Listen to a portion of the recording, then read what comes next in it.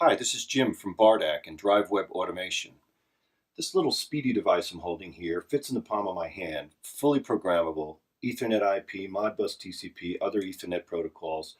drive.web is an Ethernet protocol of ours that does high-speed control.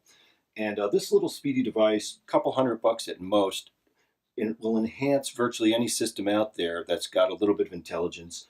For example, this drive, which is a standard drive, but does have a Modbus RTU interface, now has the capability of doing so much more. So with this little speedy and connected via Modbus RTU, gives Ethernet connectivity to the outside world. We can interrogate that drive, program that drive, create graphics that represent that drive. And even if there's an encoder on this motor feeding back to that drive, we can now turn a conventional AC drive and motor into a full positioning system that handles lots of applications like robotics, etc. So in this case, I've got a speedy hooked to this drive, and I'm using an iPad to interface, and so I can actually access that drive. I'm spinning the motor here now.